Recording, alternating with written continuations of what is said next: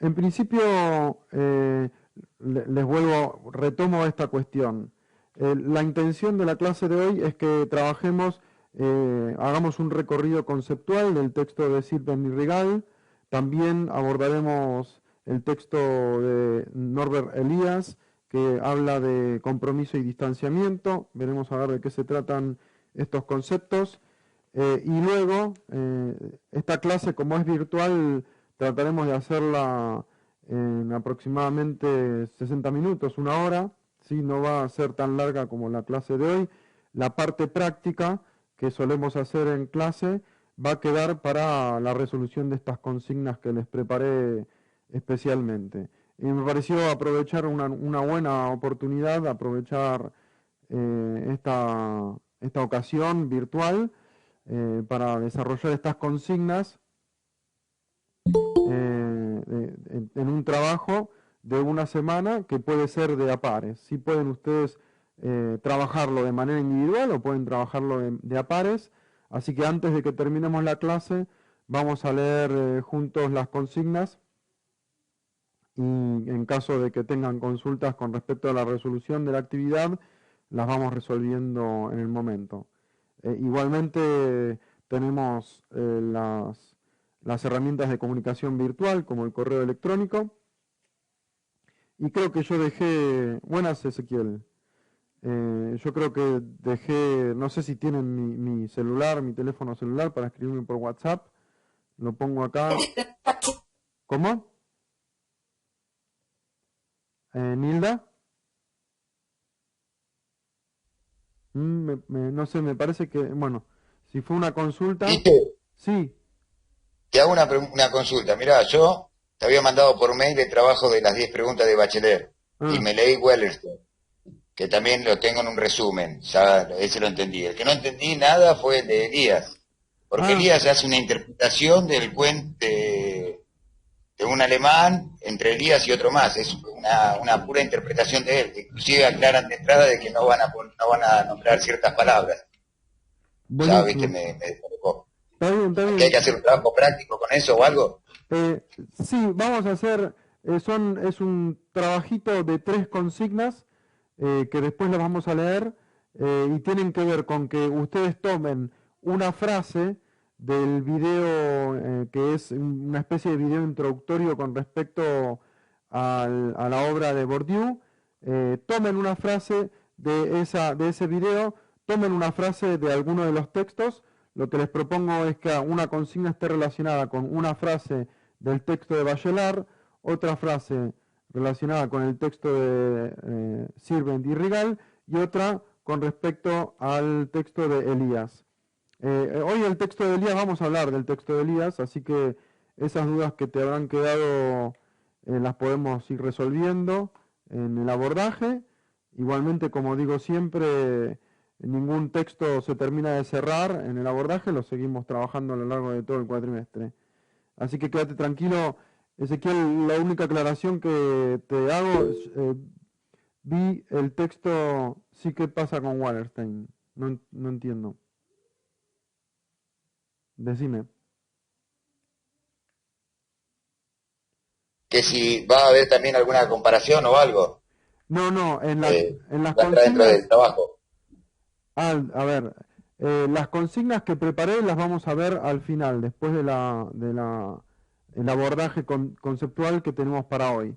Hoy vamos a trabajar el texto de Sirven y Rigal y el texto de Elías. Y en las consignas, te lo adelanto por tu pregunta, Ezequiel, vamos a trabajar los textos de Bachelard, el de Sirven y Rigal y el de Elías. El de Wallerstein no va a entrar en estas 3 consignas que estamos pensando para la semana que viene.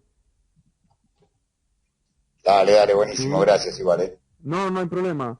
Yo vi el mail que me mandaste, Ezequiel, donde respondiste las consignas. Lo leí, pero no, como no pensaba que era necesario que entreguen que estas guías de preguntas las estamos abordando en clase, no hace falta que haya una entrega. En tu caso vos las quisiste entregar y está perfecto. Trataré de hacer una devolución, pero no es lo esperado, por eso no le di prioridad, ¿sí? pero Profe, No, te entiendo. Más que nada te lo mandé porque digo, bueno, como no había una opción para subir al campus o algo, digo, bueno, conseguí tu mail, te lo mandé. mm, Aparte porque me gusta tu clase, ¿viste? ¿Qué sé yo? Me gusta un poco está la perfecto, filosofía y perfecto. todo esto. Sí, sí, Por yo eso la otra vez me encantado. fui un bocadito, lo comparé con Foucault, ¿viste? También. Ajá, bien, bien. Dale, le voy a dedicar para la semana que viene, que nos vemos en clase, voy a llevar algunos comentarios de tu trabajo. Aldo acá me pregunta si la clase se está grabando, sí se está grabando. Y bueno, depende Ah, de bueno. cómo quede, la podemos llegar a subir ahí al campus para que la puedan volver a ver si quieren. ¿Sí? Dale, Aclarado. buenísimo. Excelente, excelente. Bueno, a ver, en el texto, algo del texto de Sirven Rigal estuvimos trabajando ya en clase.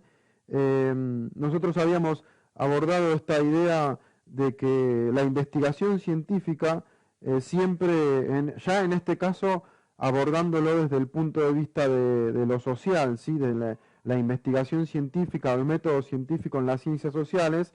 Nosotros ya a partir de los textos de Bachelard y de Wallerstein tratamos de comprender cómo es este pasaje del método científico de las ciencias naturales o las ciencias exactas hacia la irrupción de teorías que abordan lo social. ¿Sí? En este caso, en el texto de Sirven Rigal, ya empezamos a trabajar desde este punto de vista, ¿no? Eh, la idea es que nosotros vayamos teniendo en claro cómo fue este pasaje de las ciencias naturales a las ciencias sociales y empecemos a hablar específicamente de las características del método científico en las ciencias sociales. ¿Sí?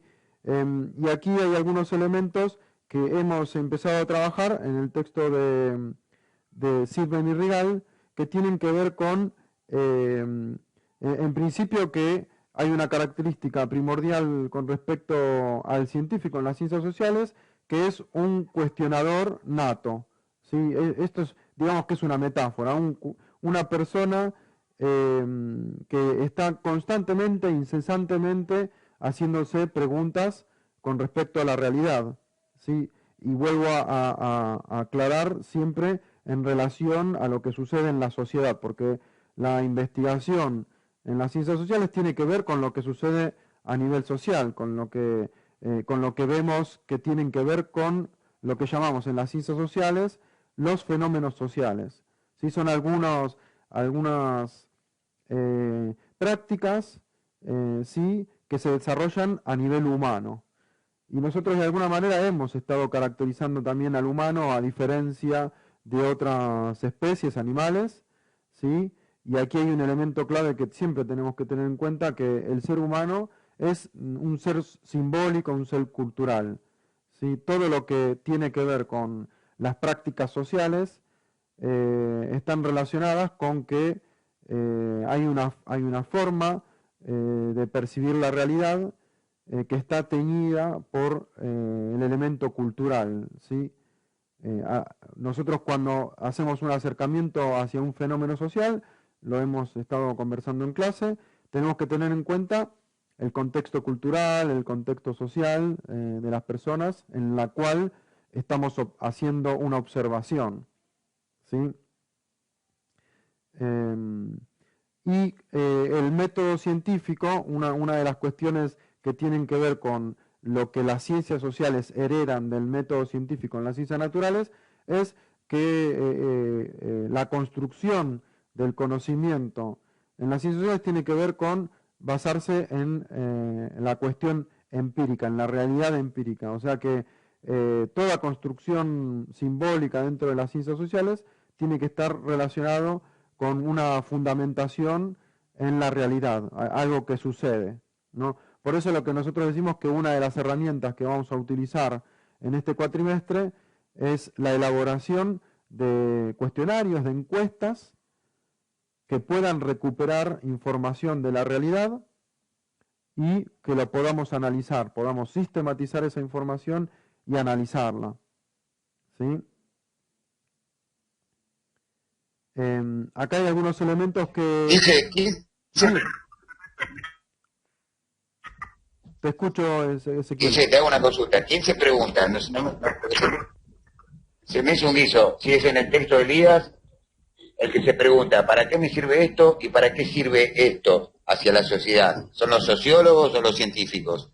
En este caso estamos hablando del texto de Sirven y Regal, en principio, y estamos hablando del rol del científico en las ciencias sociales. O sea que un científico en las ciencias sociales, nosotros estamos caracterizando al científico en las ciencias sociales, y el que se pregunta con respecto a lo que sucede en la sociedad es el científico, ¿sí? Se pregunta... Pero no es muy ególatra. ¿No suena a soberbia? A ver, puede ser que las ciencias hayan logrado un lugar de legitimidad con respecto a otras formas de construir el conocimiento. Puede ser que la ciencia tenga un lugar de legitimación de la construcción del saber, pero también está respaldado por un método.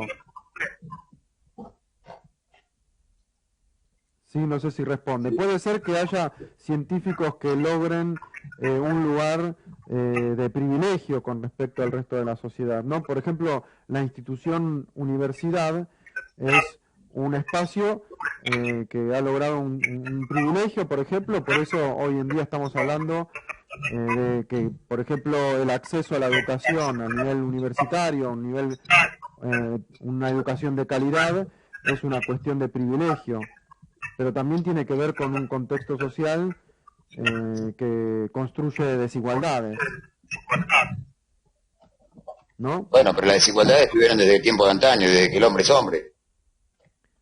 Exacto, exacto. Sí, sí, por supuesto, ¿no? A ver, la ciencia, aquí tenemos un posicionamiento epistemológico, y más adelante el texto de Sirven Rigal menciona a Bourdieu, que es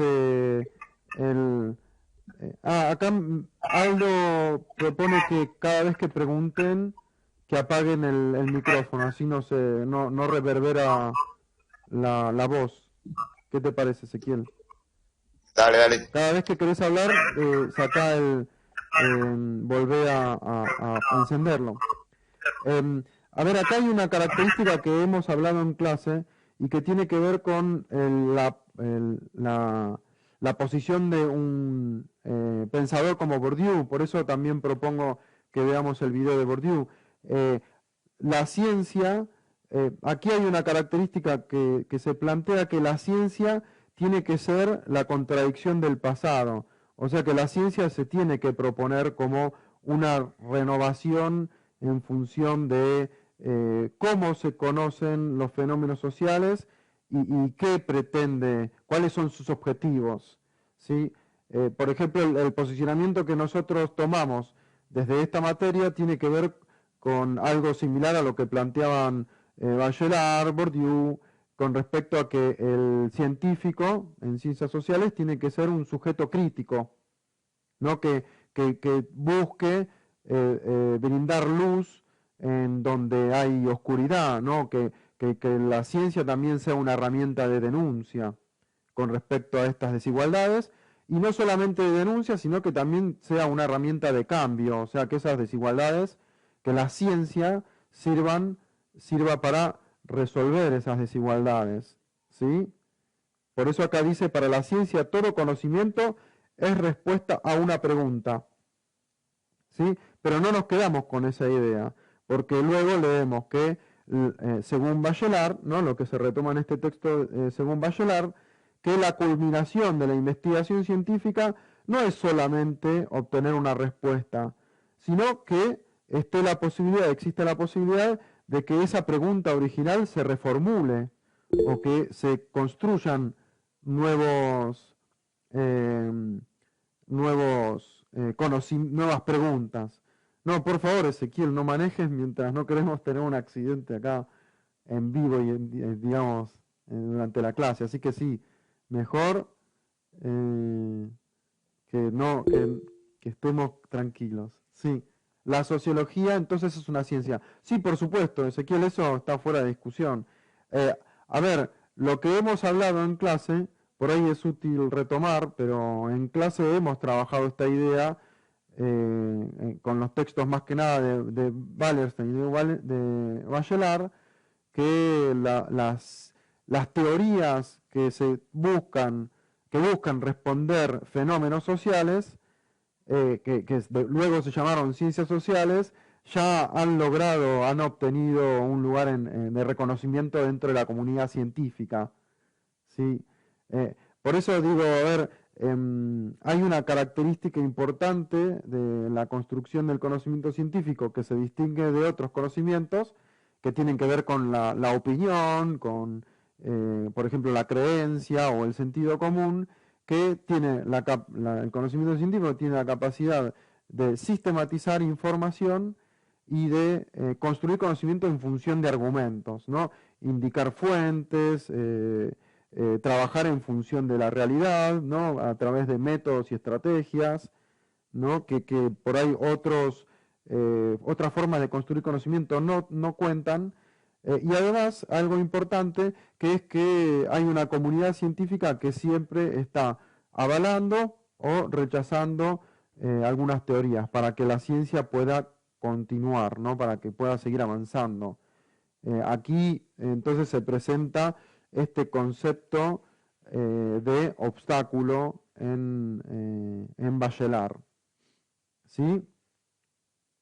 Estos elementos son importantes porque no todas las comunidades, ¿no? que construyen conocimiento lo hacen de la manera que la ciencia, y no por nada, de alguna manera, la ciencia se ha constituido como un elemento importante para el avance de la sociedad. O sea, este es otro elemento importante, que la ciencia tenga como objetivo modificar la realidad, realizar aportes a la humanidad, etcétera. Y este elemento está presente en el texto de Sirven y Rigal porque dice lo siguiente, aquí me marqué una frase que me parece importante: no existe investigador en abstracto ni investigación en abstracto, es una práctica situada en un contexto histórico, ¿sí? Y la delimita también en términos de factibilidad y extensión. O sea que la construcción de conocimiento científico es sobre la realidad, ¿sí? Perdón, ¿puede repetir, profe, por favor, la frase? Sí, cómo no. Está en la página 5, bajo el subtítulo La investigación científica como práctica social, el contexto de descubrimiento. ¿Sí? La frase es la segunda oración del primer párrafo, dice: no existe investigador en abstracto, ni investigación en abstracto. ¿Sí? Es una práctica situada en un contexto histórico. ¿Recuerdan que la clase pasada hablamos de la idea de neutralidad o la idea de objetividad?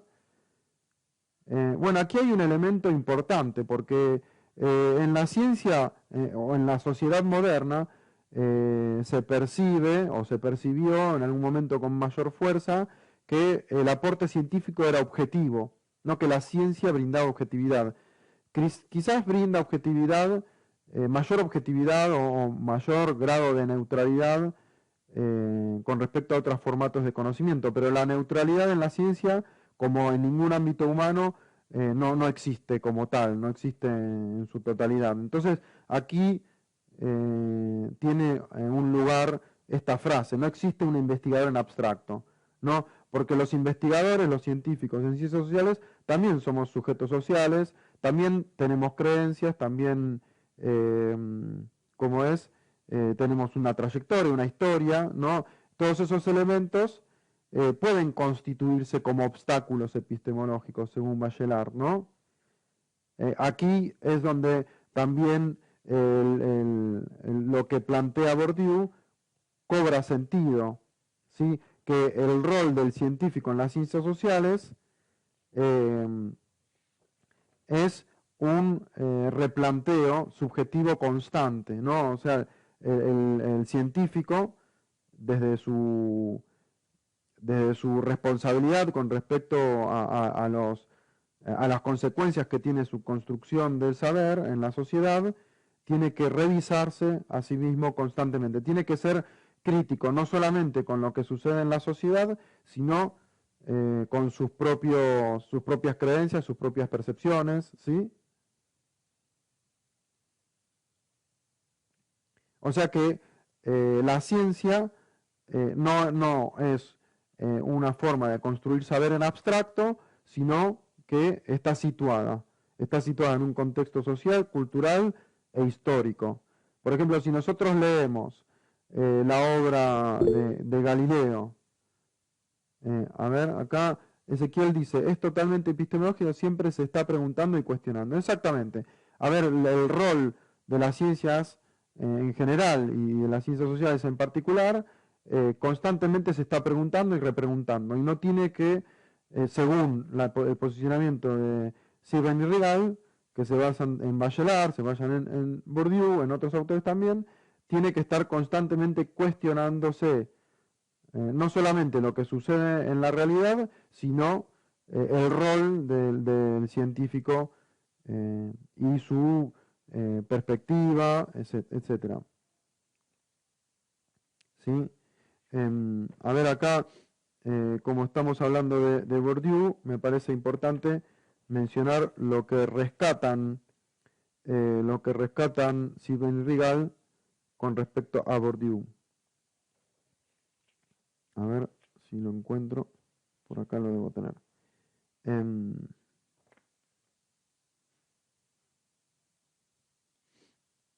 Acá dice, por ejemplo, como señala Bourdieu, ya esto es finalizando el apartado 3, que es la última página que tenemos para leer.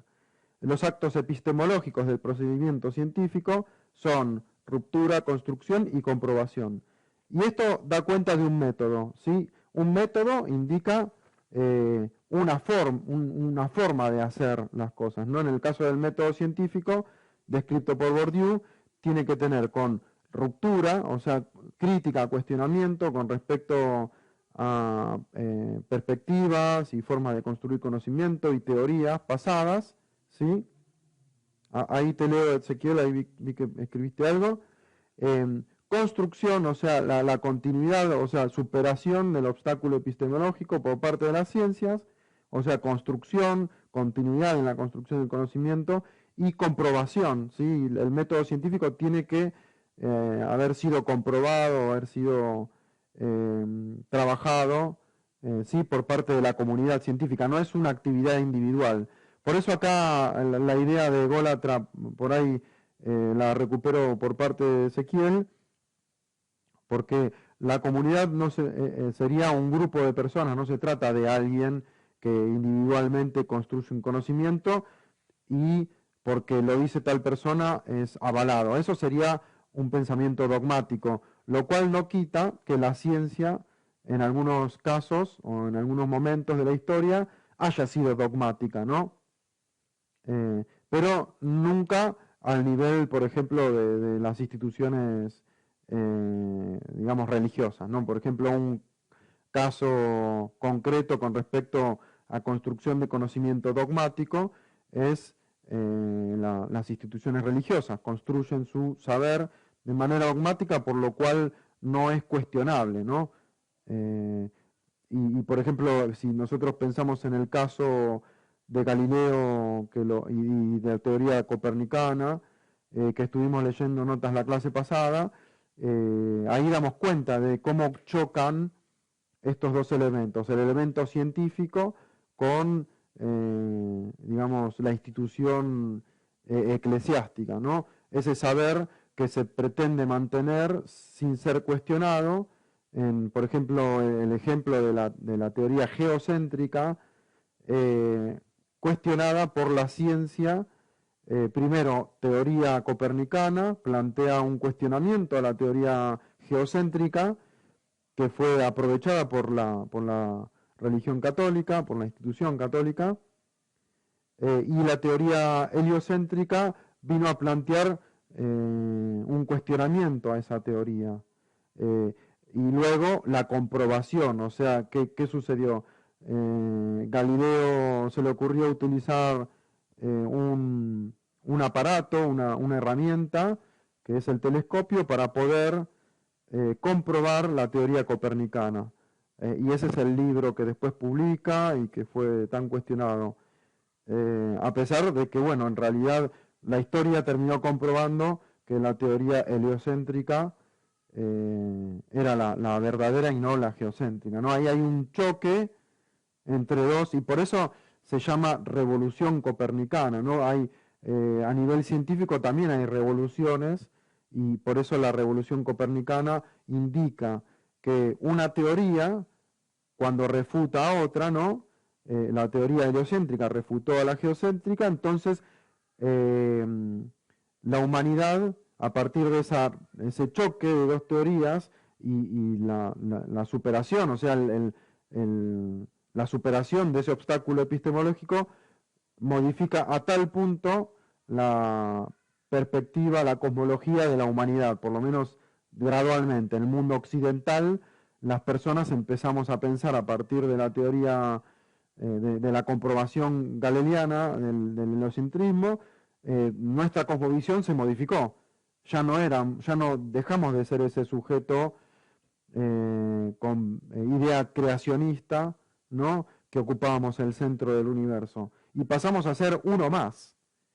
Y esa revolución científica permitió otros avances luego. Por ejemplo, la idea de que el sistema solar estaba conformado por otros distintos planetas y que además el sistema solar no era el único, sino que había un montón de sistemas solares y que a la vez había un montón de galaxias y que o sea, tenemos una capacidad limitada para conocer ese universo. Fíjense, no sé si se dan cuenta de la revolución que genera a nivel humanidad un planteo de este tipo. Entonces, este es el ejemplo que traemos también para articular con esta idea que plantea Bourdieu, que la ciencia tiene que tener este compromiso de basarse en la realidad, de que pueda ser comprobable, la teoría pueda ser comprobable, y que una vez que se compruebe, pueda modificar algunas actividades o algunas formas de pensar o algunas perspectivas de la sociedad. Y acá nosotros estamos pensando en una teoría en el campo de las ciencias naturales. No estamos hablando de los planetas, cómo funcionan y leyes, etcétera. Bueno, pero fíjense que a pesar de que es dentro del campo de las ciencias naturales, esta revolución tuvo sus consecuencias en el ámbito de lo social, ¿no?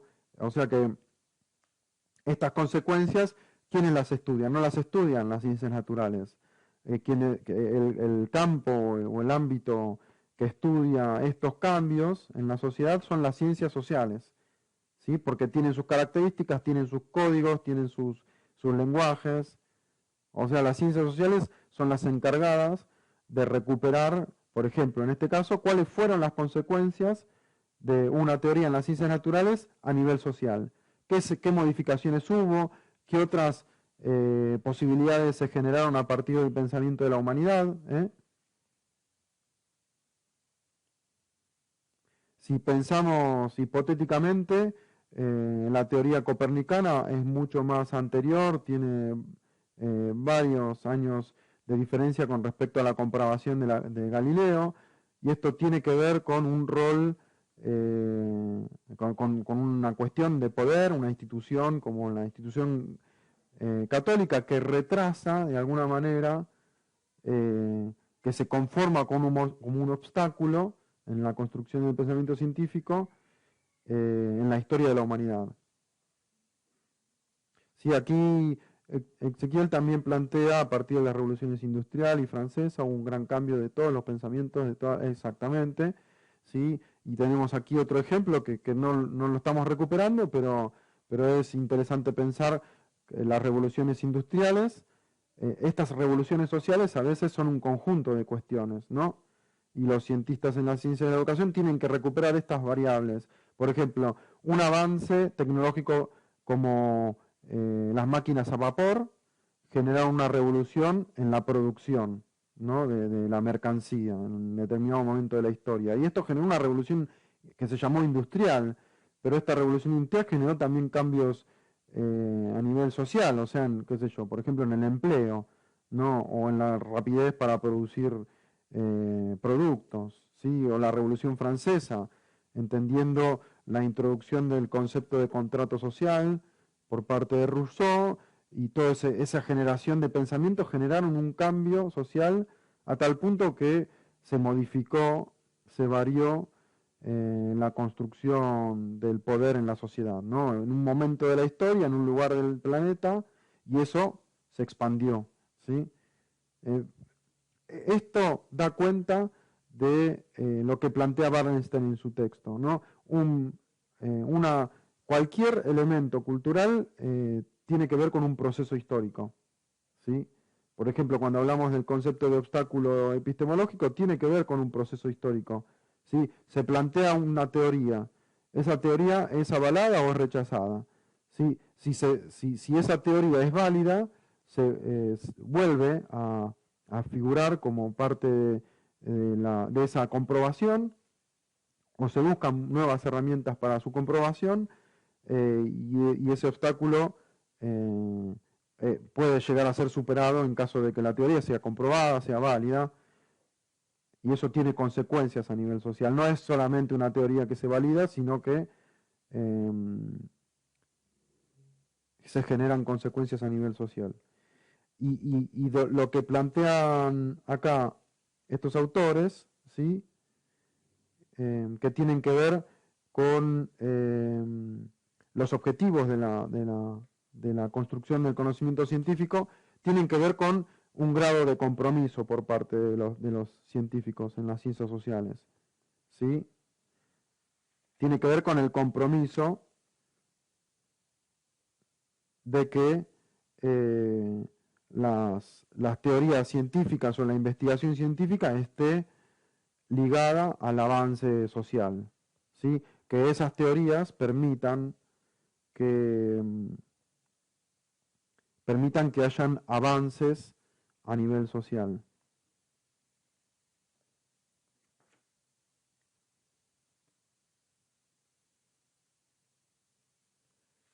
¿Cómo venimos hasta aquí? El texto de Sirven y Rigal lo habían leído, habían interpretado de esta manera, como la estoy planteando, o habían interpretado algo diferente.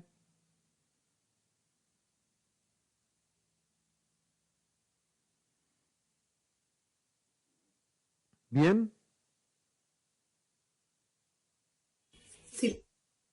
¿Sí? ¿Más o menos? Bien. Bueno,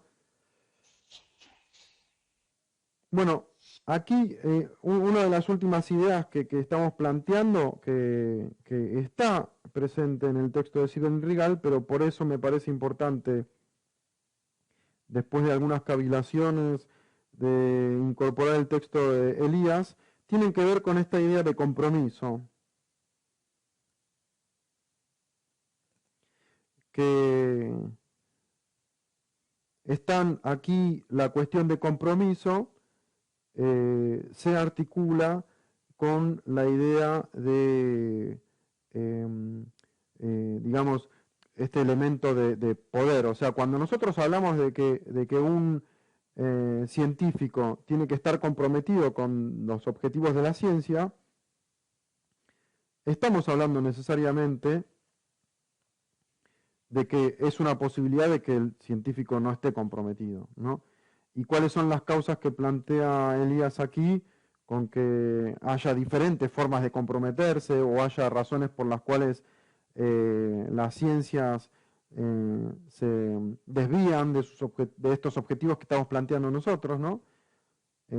Entendamos que estos objetivos son un posicionamiento, no un posicionamiento político, ¿sí? O sea que estamos dando cuenta de que la construcción del saber científico está ligado necesariamente a cómo se desarrollan, a qué lugar tiene el poder en la sociedad, ¿sí? O sea, ningún científico no podría negar la existencia de que hay sectores de poder dentro de la sociedad que tienen mayor influencia que otros sectores, ¿no?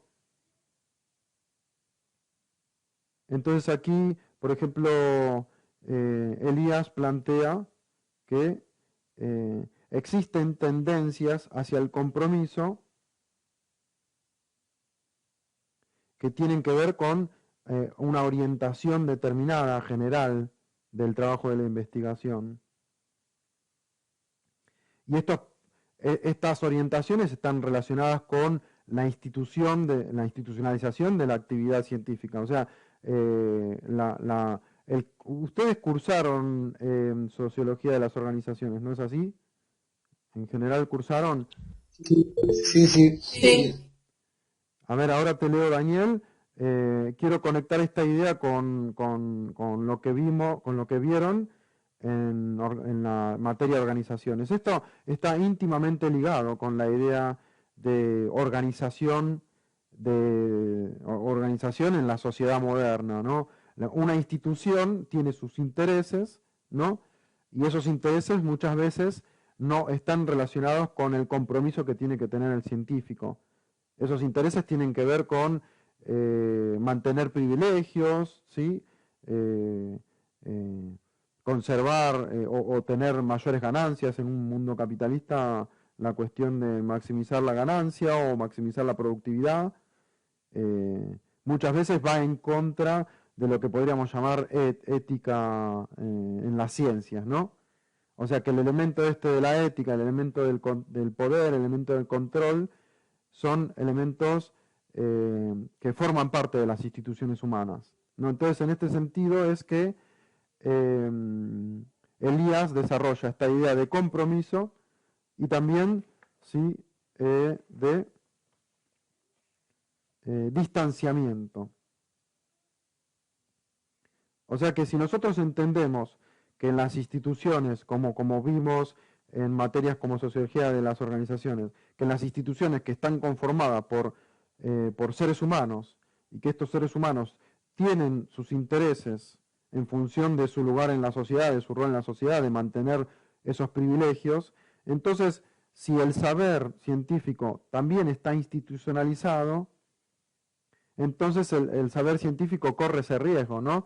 De no perseguir esos objetivos que plantean Sirven, Rigal o Bourdieu, sino que persigan otros intereses que obstaculizan el avance del saber científico. Acá Daniel dice, el pensamiento científico muchas veces justifica lo que pasa en un tiempo determinado. Está bien, está bien. El pensamiento científico, por ejemplo, en las ciencias sociales, nosotros ya vamos a empezar yo voy a dedicarme a aclarar constantemente que a partir de ahora, para nosotros ciencia es ciencias sociales, ¿no? Porque nosotros ya hicimos esa articulación, ese pasaje entre las ciencias naturales y las ciencias sociales, hicimos la diferencia entre método científico en las ciencias naturales y en las ciencias sociales, seguiremos haciéndolo, pero ahora más enfocados en las características de las ciencias sociales. Entonces, pensamiento científico en las ciencias sociales muchas veces justifica lo que pasa en un tiempo determinado. Podemos decir, bueno, justifica injusticia, justifica la desigualdad, ¿no? El pensamiento científico tiene esta característica de formar parte de la sociedad. Y está bien que tengamos este posicionamiento, porque si no, si nosotros pensamos que la ciencia está escindida de la realidad, entonces es una idea equivocada, una falacia. ¿No? Las ciencias la construye el ser humano, tiene métodos, ¿no? Para construir características que la diferencian de otras formas de conocimiento, y lo que tienen que hacer, o sea, las ciencias modernas, por ejemplo, a través de autores como Pierre Bourdieu, desarrollan esta idea de que la ciencia además tiene que ser crítica, ¿no? Que la característica de la crítica en las ciencias sociales tiene que tener como objetivos cambiar la sociedad para mejor, ¿no? Y en este sentido es, por ejemplo, tener objetivos relacionados con mejorar el acceso a la educación de de todas las personas que forman parte de la sociedad, ¿no? Podría ser uno. Digo, de la educación porque es un elemento que aborda Bachelard. Cuando Bachelard dice Dentro de los obstáculos epistemológicos está el obstáculo, digamos, pedagógico. Esto está dando cuenta de que la ciencia tiene que construir nuevos científicos, ¿no?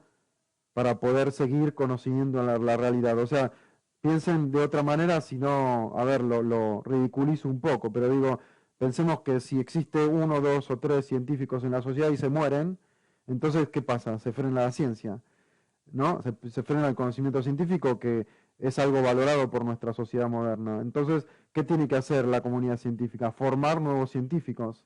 Y para poder formarlos, tiene que construir un lenguaje de transposición, ¿no? Para poder incorporar nuevos sujetos a la construcción del saber científico. ¿Me explico? ¿Se entiende esta idea? ¿Sí? Bueno, y la cuestión del distanciamiento que plantea también Elías, tiene que ver con esto también, que el científico tiene que saber tener un acercamiento óptimo, ¿no? para la observación. O sea, lo que estamos diciendo es que el científico tiene que reconocer su lugar dentro de la sociedad, tiene que reconocer su pertenencia, tiene que reconocer sus trayectorias, pero a la vez tiene que plantear un distanciamiento, ¿no? Dentro del método científico tiene que plantear un distanciamiento para que la construcción de conocimiento que desarrolla el científico sea válido, no esté atravesado por los intereses de las instituciones de la cual forma parte o los propios intereses, ¿sí? Sino que lo que supera los propios intereses sea el interés de la construcción del saber científico. O sea, las creencias de un científico se conforman con un obstáculo epistemológico. Para poder superar un obstáculo epistemológico como la creencia en un científico, el científico tiene que tener un distanciamiento de esas creencias. Bourdieu diría, tiene que tener tiene que ser crítico con respecto a esas creencias o a esa perspectiva. ¿Sí? Una denuncia interesante que nosotros vamos a trabajar y que me acuerdo que lo plantearon en la clase pasada. Me interesaba retomarlo esta clase, pero me gustaría que lo retomemos de manera presencial. Yo les había preguntado en la clase pasada, y si no lo pensaron para esta clase, piénsenlo para la siguiente, que vamos a tener un poquito más de tiempo para debatir. Les había preguntado qué teorías que discurren socialmente, ¿no? Que son más accesibles, o que ustedes conozcan, o que ustedes, si quieren investigar, comenten, a ver, qué teorías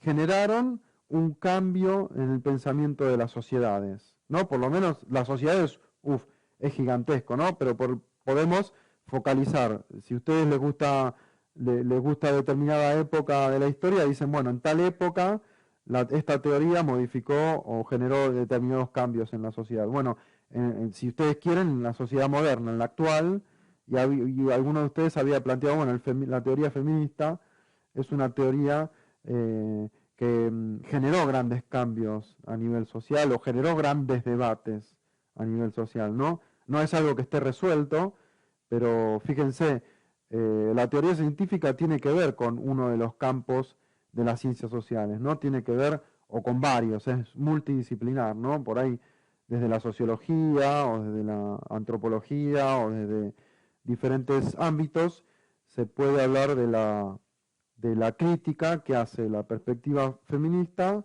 en función de la construcción del saber científico, ¿sí? Pensemos la crítica que hace el feminismo con respecto a la construcción del pensamiento científico tiene que ver con que el acceso a la educación superior estuvo vedada hasta hace muy poco tiempo en la historia de la humanidad a las mujeres, ¿no? Entonces, ¿qué sucede? La construcción, y aparte es netamente occidental también, ¿no? Ahí hay dos elementos, dos elementos que generan que la construcción del conocimiento científico esté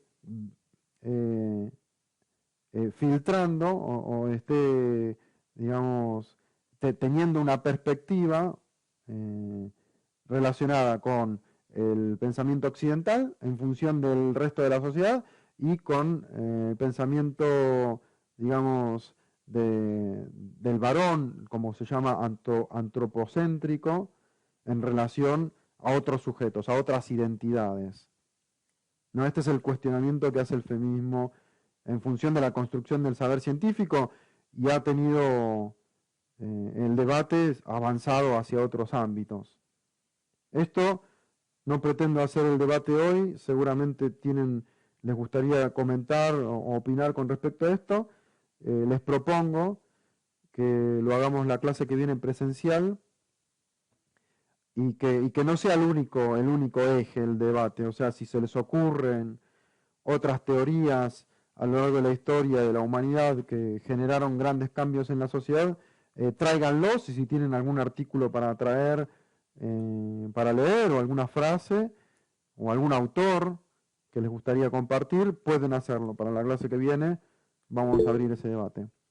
La teoría de Adam Smith versus la esclavitud, excelente, Daniel, ahí tenemos como una teoría, ¿sí? Una teoría con cierto grado de cientificidad, no siempre, pero nosotros estamos hablando de los aportes de las ciencias sociales a la humanidad, como un aporte desde la teoría de Adam Smith genera una crisis en un modelo de sociedad que tiene que ver con el esclavismo, ¿no?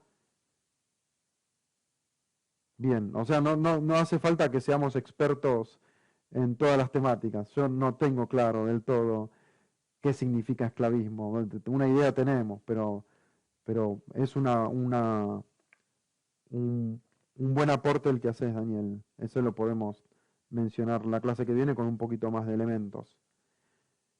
Bueno, hasta aquí lo conceptual, ¿sí? Es un abordaje, tengamos en cuenta que es un abordaje muy de sobrevuelo, que no es la idea trabajar de esta manera, pero nos encontramos con esta situación en la cual podemos aprovechar el tiempo también de manera virtual.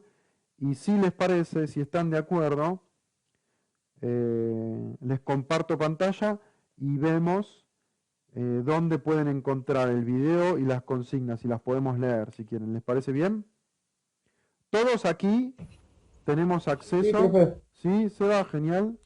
Todos aquí tenemos acceso al campus virtual, ¿no? No hay ningún inconveniente con respecto a esto.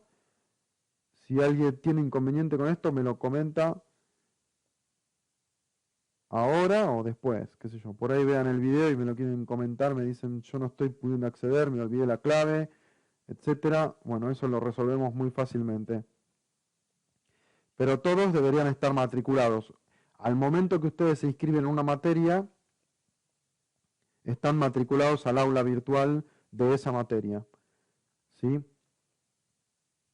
Bueno, Sí, sí, es automático, te aparece directamente la materia. exacto, es automático. Todos ustedes, como estudiantes de la UNAP, tienen acceso al campus, y como inscriptos a determinada materia, tienen acceso al aula virtual. Nosotros tratamos de aprovechar lo más posible el aula virtual, tiene sus ventajas. En este caso lo aprovecharemos de esta manera. Entonces les comparto pantalla. Pantalla. A ver, esto vamos a compartir. A ver, tenemos aquí, bueno, tenemos aquí el aula de metodología, ¿sí? Espero que me funcione bien esto porque a veces tarda en cargar. Yo lo quería mostrar en el principio, pero bueno, hasta ahora tenemos dos solapas, la solapa de presentación y la solapa de primera etapa, definiciones iniciales, ¿sí? Esta primera etapa, tenemos dos etapas que están conformadas por diferentes unidades. En principio estamos trabajando esta primera etapa. Me parece que cometí el error de hacer clic ahí. Bueno, ustedes, quienes ya han estado entrando acá al campus, ya conocen esta parte. tienen esta primera etapa, donde hasta ahora venimos publicando las cosas de estas primeras clases. ¿Sí? Tenemos guías de preguntas. Aquí tenemos el de Elías. Me parece que me falta agregar el de Sirvent y Rigal. Tengo ahí una guía de preguntas para agregar. Y veo Me que... parece que no le puede, profe, porque hay una parte que quedó, la clase del 12 quedó abajo del 19. La clase del 12. No, no lo estoy organizando por tiempo. Ah, tenés razón, mira. Está bien. Después, esto lo modifico. Ah, está bien. Sí, sí, tenés razón. A ver, esto... En realidad, yo no sé qué poner. Si poner arriba lo último. Pero bueno, vamos a seguir con esta. Ah, viste, mira. No te la puedo creer. Sí, justo se cayó el campus. No me estás diciendo en serio. Sí, Bueno, sí, sí. no importa. Tengo plan B. Normal todos los días que se caiga porque es a la hora que Que cursan más se casi usa. todos y claro, a esta hora por lo general siempre se cae. No te la puedo creer. Bueno, mira. Bueno, no importa. A ver, ahí ustedes llegaron a ver que hay una solapita, pero aparte yo cometí el error de hacer clic, porque por ahí les podía mostrar. Bueno, no importa. Dejemos de lamentarnos. Lo que entonces lo podemos leer juntos. Yo les puedo mostrar es el documento que van a descargar. El documento donde figuran las consignas. A ver, ahí lo estoy abriendo y comparto la pantalla para que lo veamos. Bueno, ahí está. Entonces, ustedes lo que van a tener es... A ver, vuelvo a compartir, vamos a agarrar esto. Igualmente desde el documento se puede ingresar por el hipervínculo que tiene el video. Exacto, sí. Yo lo estoy tratando de agrupar acá en una pestaña diferente. Hacia finales del Sí siglo. los puedo mostrar, esperen. A ver, entonces tenemos aquí esto. ¿Qué hago? Con esto cierro. Bueno, comparto. Vamos. ¿Dónde estás? ¿Pestaña? No, pestaña no. Bueno, pantalla completa vamos a compartir. Sí, bueno, pantalla completa. Bueno, a ver, díganme, ¿ven acá el Siglo video? XX. Sí, perfecto, profe, puede agrandar la pantalla. Listo. No vamos a ver el video, yo solamente quiero mostrarles que es el video de Canal Encuentro y tiene que ver con, digamos, con la obra de Bourdieu. Este es Bourdieu, probablemente hayan escuchado, y estas son las consignas del trabajo. ¿Sí? La idea es que traten de resolver para la semana que viene, que trabajen colaborativamente, de a pares, en lo posible, ¿sí? Para que no sean demasiados trabajando, me parece que es lo más constructivo. Quienes quieran hacerlo de forma solitaria, no hay problema. Este trabajo es con entrega y en caso de que tuvieran algún inconveniente para la entrega, pueden entregarlo la semana siguiente, no tiene que ser el 26, ¿sí?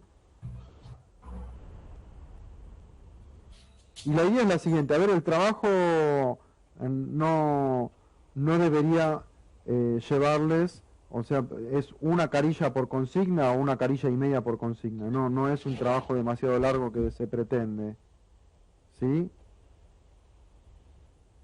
Pero la idea es que ustedes hagan una elaboración con algunas características propias de la elaboración académica. ¿Sí? O sea que es un ejercicio, una prueba para que yo les pueda hacer una devolución y lleguen mejor preparados, digamos, para las instancias de evaluación. ¿Sí? ¿Se entiende entonces el objetivo del trabajo? Sí, profe. Excelente. Sí, Bueno, profe, se entiende. Sí, perfecto. excelente. Sí. Entonces, no se enrollen demasiado. Aquí tenemos entonces, a partir de las siguientes frases obtenidas del video, acá también tienen un enlace, cuando puedan acceder al campus podrán ver, descargar estas consignas, y en las consignas tienen el video y en el campus también está el video para reproducirse. El video del que me refiero es este, ¿no? Que es un video que es Pierre Bourdieu para principiantes de Canal Encuentro.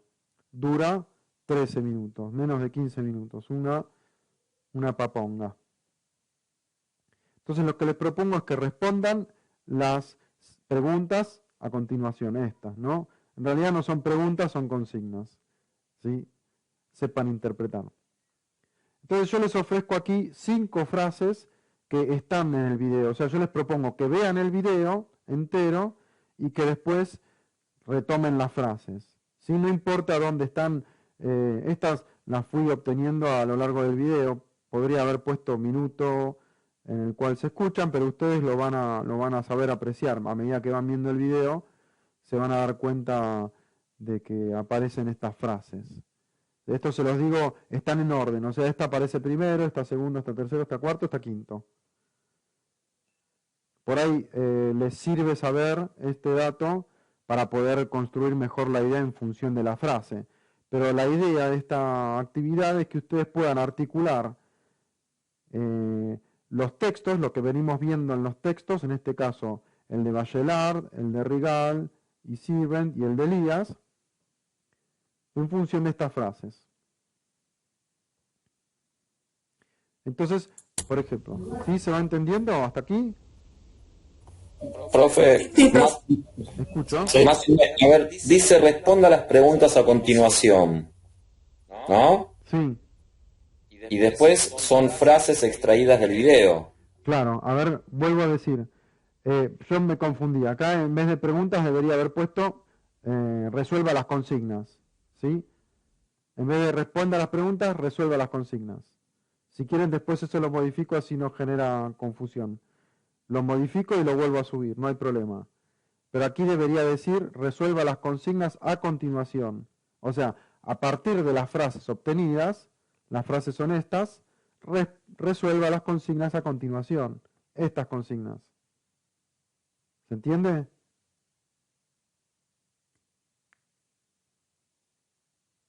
Sí, profe, muy claro. Perfecto, bueno. Sí, profe, se entiende. Excelente.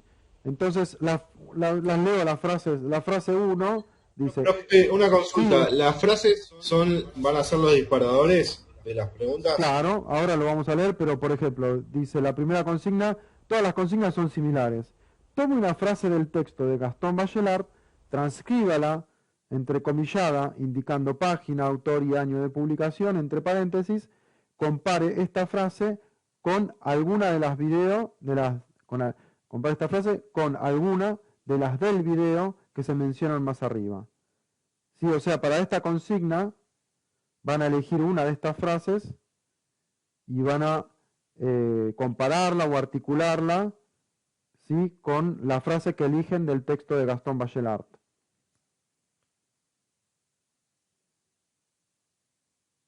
¿Se va entendiendo? Ahora lo vamos a aclarar un poquito mejor. Sí, se entiende. ¿Sí?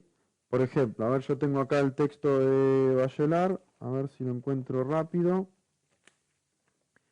Y a mí se me ocurre, por ejemplo, relacionar la frase del texto de Bachelard. A ver.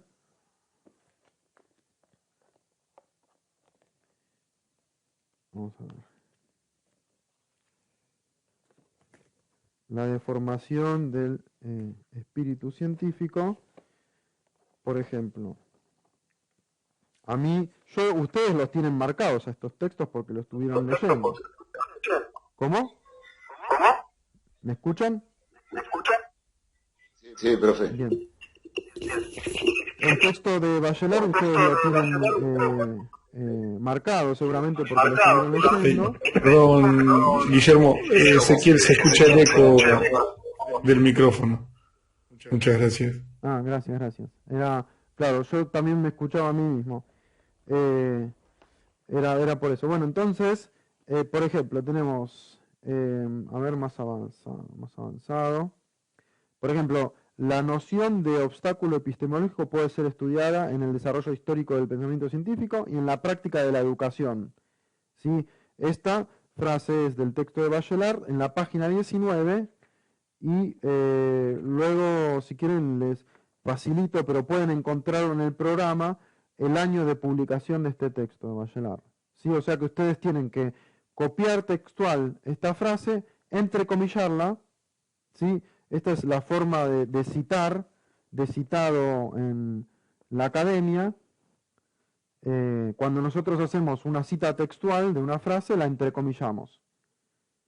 Y cuando entrecomillamos, quiere decir que es una frase obtenida textualmente, tal cual como está escrita en el texto del autor original, la transcribimos a nuestro texto. Entonces, por eso ponemos entre comillas. ¿Sí? Seguramente esto lo hayan trabajado en otras materias. Vamos a practicar un poco este estilo de escritura. Entonces Sí, está también, creo que lo subiste, Guillermo, también en la parte que dice bibliografía no obligatoria, creo que está las reglas, APA como excelente. Excelente, ahí es donde se indica, pero bueno, vamos a ejercitarlo, vamos a trabajarlo en este trabajo. Entonces yo tomo esta oración y la quiero relacionar, ¿sí? Con, por ejemplo, con las clases surgen de una red de relaciones, según el texto, ¿no? Según el video, las clases surgen de una red de relaciones, la quiero relacionar con la noción de obstáculo epistemológico, puede ser estudiada en el desarrollo histórico del pensamiento científico y en la práctica de la educación. Entonces yo ahí puedo armar, o sea, esta construcción es libre por parte de ustedes. Es libre en cierto sentido, porque, a ver, que la frase de Bachelard se encuentre en esta parte del texto, no es una frase aislada, o sea, tiene que ver con el desarrollo que viene haciendo el autor. Entonces, a mí me interesa hacer esa relación, ¿sí? Entonces yo digo, bueno, las clases surgen de una red de relaciones, tiene que ver con el desarrollo histórico del pensamiento científico, porque el pensamiento científico en determinado momento de la historia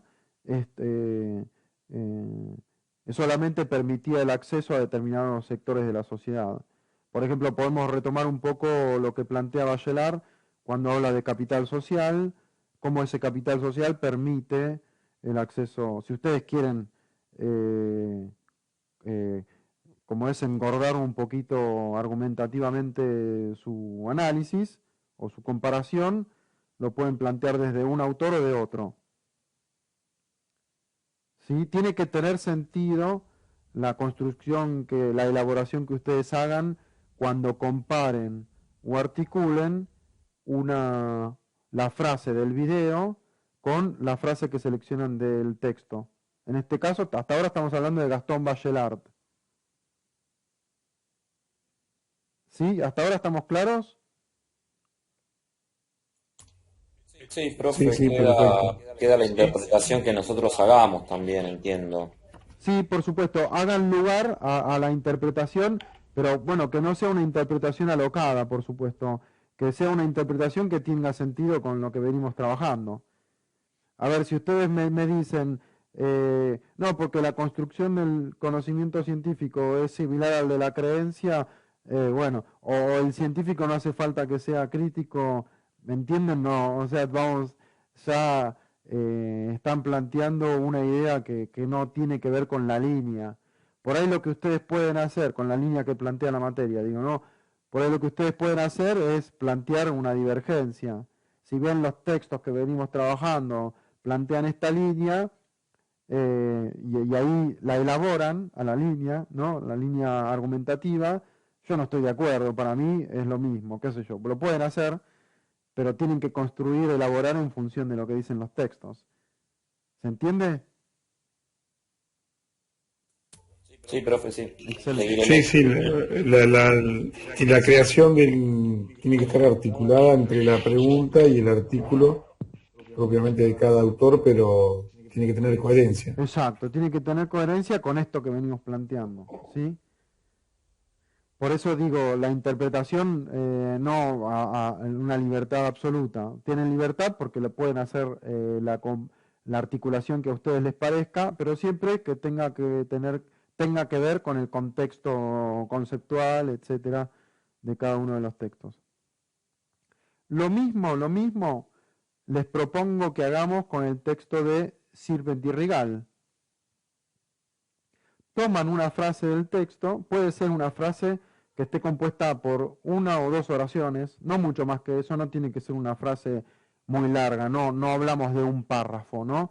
Tomen de referencia una parte pequeña del texto, después el resto lo elaboran ustedes. Muchas veces la intención de tomar una parte del texto tiene que ver con posicionarse, hacer un posicionamiento, incluso ideológico, ¿no? En una construcción académica. Por ejemplo, si yo tomo una frase de un texto para dar cuenta de lo que dice ese autor y la transcribo textualmente, doy cuenta que mi elaboración tiene que ver con eso que estoy transcribiendo. Entonces, un poquito el ejercicio es este también. Así que tomamos una frase del texto de Sirvent y Rigal a elección de ustedes, ¿sí? La transcriben entrecomillada, tal cual como hicimos en el ejercicio anterior, respetando las reglas APA, ¿sí? Comparen y articulen esa frase que acaban de elegir de Sirvent y Rigal con alguna de las del video que se mencionan más arriba. Aquí, en lo posible, elijan una diferente. A ver, igual no importa, no va al caso, pero por ahí pueden hacer una articulación diferente utilizando la misma frase, no hay problema. Pueden elegir la misma si a ustedes les resulta más útil, ¿sí? Así que eligen alguna de estas frases y la articulan con la frase que hayan elegido de Sirvent y Rigal.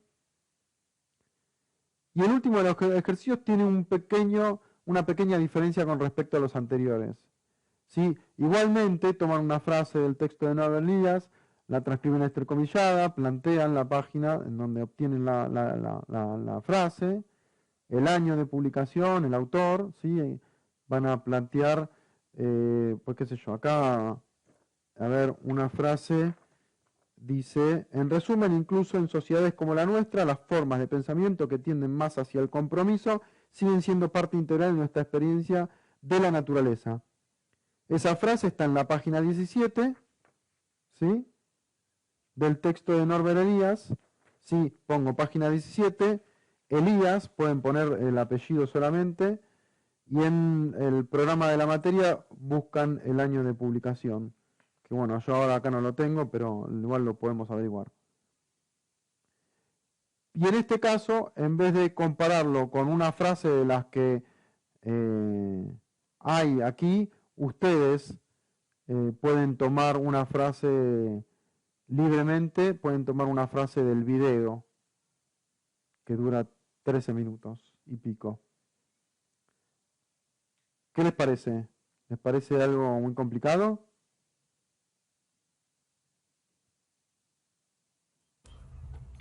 No, profe. No. ¿Puede llegar a funcionar? Sí. ¿Se van a animar? Bien. Profe, ¿Cómo? del libro de Elías, Sí.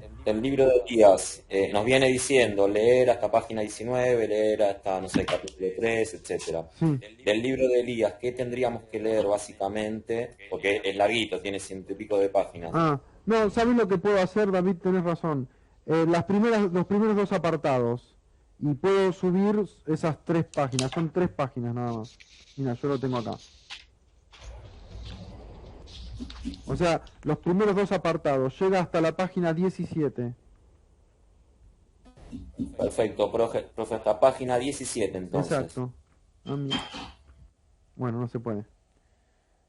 ¿Sí? Hasta la página 17 nomás. O sea, sería de la 11 a la 17.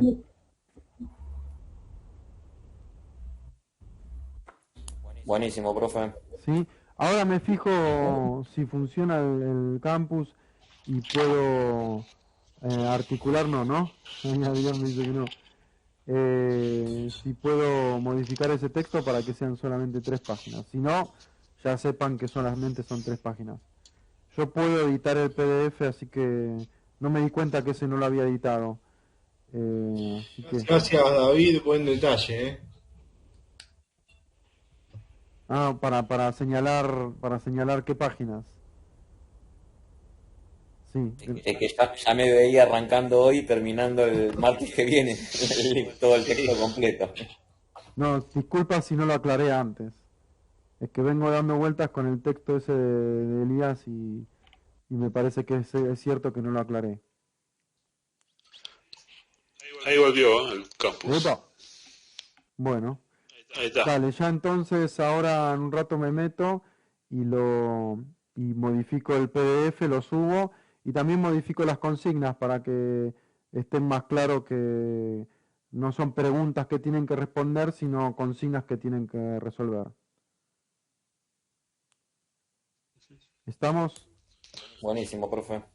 Okay. Bueno, bárbaro. Sí, perfecto. Bueno, feliz elaboración entonces. Gracias. Entonces el OTP queda claro que hay que hacerlo de 2 en 2. Sí, es posible. Lo mejor sería que sean grupos de A2. Perfecto. Ahí está. Bueno, bárbaro. Entonces, Perfecto, profe. ¿les queda alguna duda? ¿Quieren comentar algo con respecto a la clase de hoy? No. No, con respecto a la entrega, entonces, ¿qué sería? ¿La semana que viene? ¿Dentro de 2 semanas? ¿Cómo lo quiere manejar? Yo puse como fecha de entrega la semana que viene. Evidentemente. Okay. Preferentemente la semana que viene. Como no es una entrega obligatoria, digamos, es obligatoria, pero no va con nota, va a haber una devolución. O sea, como es, me parece bien que lo piensen para la semana que viene. Si tienen alguna dificultad, me lo comentan, me dicen no llegué, o me lo mandan por mail, o me lo entregan la semana siguiente.